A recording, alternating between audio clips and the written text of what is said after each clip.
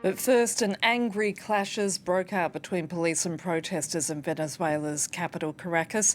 At least one person died as police tried to break up those demonstrations, triggered by a hotly disputed election result that gave the President Nicolas Maduro a third term in power.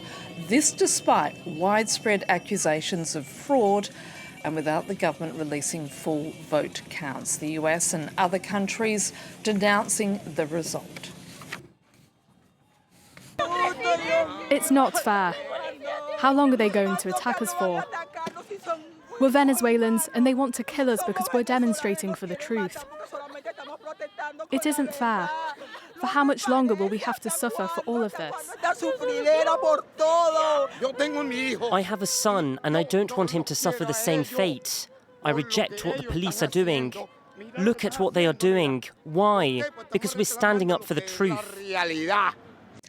And joining me in the studio is our international affairs editor, Kethevane Gorjestani. Obviously, this is a developing story, Kethevane, but what's the latest? Well, we are expecting more of those scenes possibly for today because both the opposition and the government have called on their supporters to take the streets.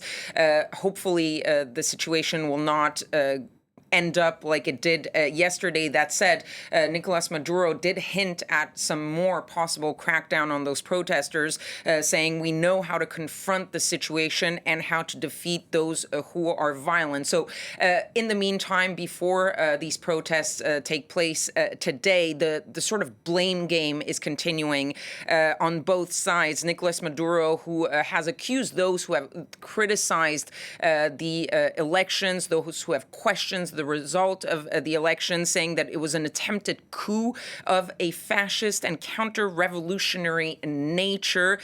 He also said that he had avoided bloodshed. This is a reference to something he said before the election took place, saying that if he were to lose this election, there would be bloodshed. And his attorney general has now accused the opposition leader, Maria Corina Machado, of organizing an alleged cyber attack on the electoral system to alter the results of the elections without giving any proof of those accusations. Meanwhile, the opposition is standing firmly in its claim that they have actually won these elections. They say that they have more than 70% of the tally sheets, and these are very important because this is really where the controversy lies. They say they have 70% of the tally sheets that show that the opposition candidate got more than twice the number of votes than Maduro did, but they also have yet to release those tally sheets to give those proof. And this is really where the problem is that the Electoral Commission has not released these tally sheets from the polling stations to show how they claim to have won the election or that Nicolas Maduro has won the election. And this is something that is technically required by Venezuelan law.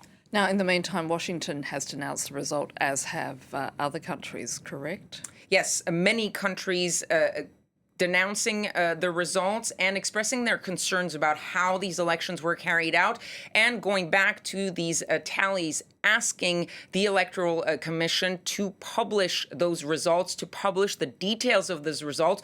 Basically, the message, especially from Washington, is you claim that you have won. If you have won, it would be easy to prove that you have won. Just show us those election tallies like you're supposed to. There have been some countries who have congratulated Nicolas Maduro, those that you would expect, the traditional allies of Venezuela, China, Russia, Cuba. But a lot of countries, especially in South America, have expressed at least concerns, if not really casting doubt on those results. For example, Chile's President Gabriel Boric calling those results, quote, hard to believe, while the Uruguayan foreign minister said that his government would never recognize Maduro as the winner of these elections. You have major countries like Brazil or Colombia urging a review of those results, and some have even taken the step, like Peru, of recalling their ambassador, or like Panama, of announcing that they would suspend their diplomatic relations. The Organization of American States, which is based in Washington, D.C., is set to hold an emergency meeting this Wednesday to discuss the situation in Venezuela and how to go forward. And of course, as you can expect, Venezuela really dismissing and rejecting all of these foreign comments or criticism, calling it interventionist actions and statements. Venezuela that has withdrawn diplomatic staff from at least 7 countries by now. And the context of those international criticism is also the fact that over the past decade, there have been nearly 8 million Venezuelans who have emigrated to countries in South America, but also to the United States. So they are particularly looking at that situation.